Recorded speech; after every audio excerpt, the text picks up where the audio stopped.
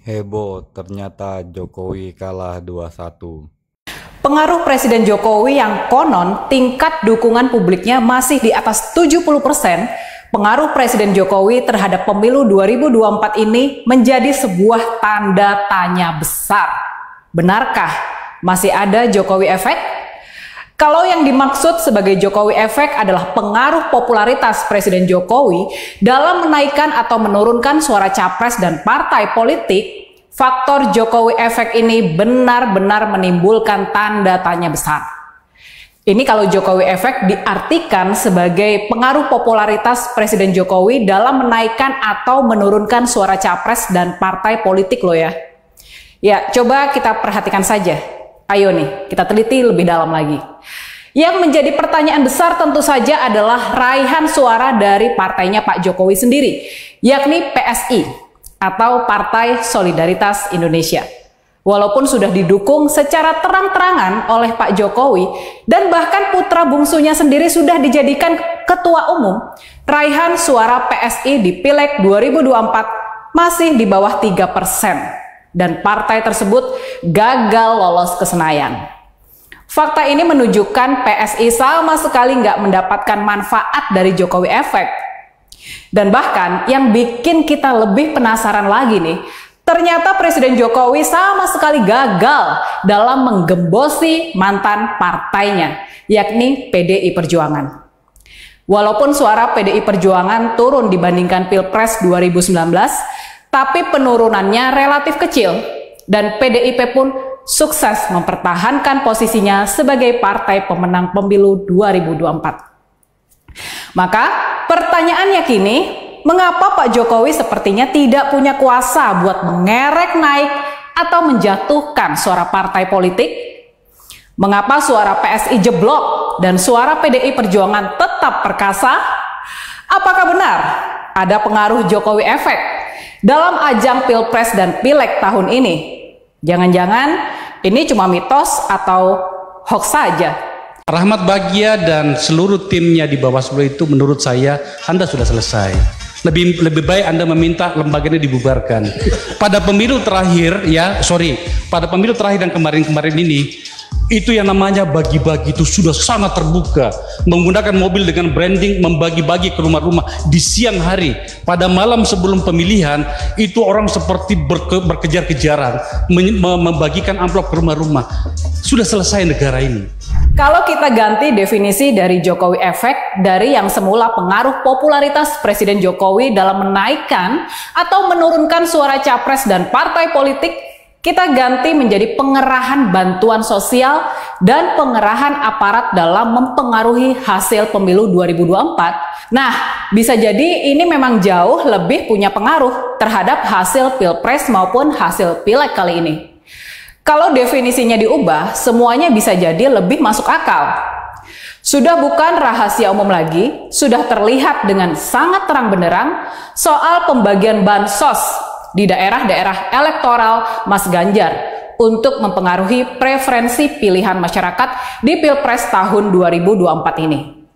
Dan sudah jadi rahasia umum bahwa dalam Pilpres kali ini sudah terjadi pula pengerahan aparat untuk menekan warga dan ikut mempengaruhi hasil Pilpres. Dan yang terparah nih, ini yang paling parah. Sebagaimana pernah diungkap oleh mantan anggota DPR RI Akbar Faisal di sebuah acara televisi, kali ini praktek money politics bahkan sudah dilakukan secara masif dan terang-terangan, sehingga pemilu tahun 2024 bisa dianggap sebagai pemilihan umum yang paling kotor yang pernah terjadi di Indonesia. Bila kita mempercayai 3 jenis pelanggaran pemilu yang dilakukan pemerintah tersebut benar-benar terjadi, maka bisa jadi kita sekarang bisa lebih memahami hasil dari pemilu yang sudah terjadi, baik di Pileg maupun di Pilpres. Semuanya jadi lebih masuk akal. Kita bisa paham bahwa tekanan terutama terjadi kepada para pemilih Ganjar Mahfud yang memang sudah menjadi target untuk dihancurkan. Jawa Tengah, Jawa Timur, dan Bali, 3 basis kekuatan Mas Ganjar dan PDI Perjuangan menjadi daerah yang paling diserang Dan makanya suara Ganjar Mahfud yang paling anjlok juga. Dan kemudian dari cerita-cerita di lapangan pula, cerita-cerita di basis PDI Perjuangan, kita tahu soal adanya perlawanan di tingkat bawah. Dan pada akhirnya tekanan hanya dilakukan untuk mengalihkan suara rakyat dari paslon 03 ke paslon 02. Sementara untuk pilihan pileg, warga diberikan kebebasan untuk tetap memilih PDI Perjuangan. Karena itulah kita bisa melihat mengapa suara PDI Perjuangan bisa bertahan di angka sekitar 17% suara, hanya turun sedikit dari pileg sebelumnya. Sementara itu, walaupun kampanyenya sudah jor-joran, branding sebagai partainya Pak Jokowi sudah masif dilakukan, suara PSI berdasarkan hasil quick count hanya naik sekitar 1% saja dari pileg 2019. Dan mereka tetap gagal masuk ke Senayan. Pada intinya, kita bisa paham bahwa PSI sudah gagal dalam menggembosi PDI Perjuangan. Di sisi lain, yang juga menarik nih, kita bisa melihat bagaimana Partai Gerindra tidak mendapatkan sokongan dari pola permainan ini. Sehingga walaupun capres mereka menang telak di Pilpres, walaupun Eyang Prabowo sukses menang satu putaran, tapi suara Gerindra tidak banyak berubah dari pileg tahun 2019.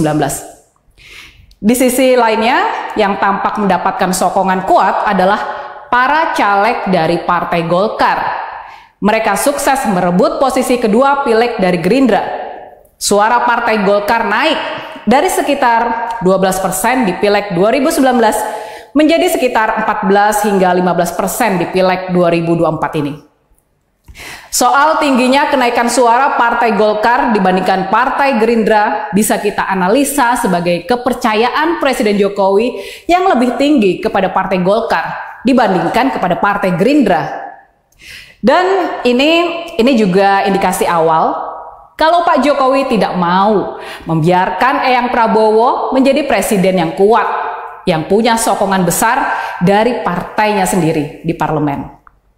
Ya begitulah yang bisa kita pahami semua ini.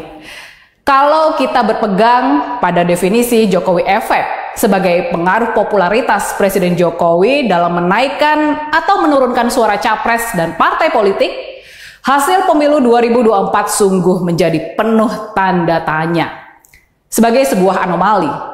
Tapi kalau kita pahami Jokowi efek sebagai pengerahan bantuan sosial dan pengerahan aparat dalam mempengaruhi hasil pemilu 2024, nah semuanya jadi sangat masuk akal. Kecurangan sebentar Man, sorry, maaf ya. Kecurangan itu tidak bisa lu lihat cuma di angka-angka. Oke, rakyat nih bingung. Partai-partai bingung. Oke. Ketemu kecurangan pemilu, ngaduinnya kemana? MK, ada pamannya. Enggak, lalu kemana? Mau tidak mau pilihannya adalah hak angket. Ditarik ke parlemen, parlemen harus bertanggung jawab mengontrol produk undang-undangnya salah atau tidak. Parlemen harus bertanggung jawab terhadap setiap rupiah pengeluaran uang yang dia tanda tangani dalam APBN itu. Ya, oh tidak mau, dorong aja dia angket, kan memang mekanismenya ada. Lu setuju kan? Rakyat akan marah besar. Jokowi harus segera ambil sikap.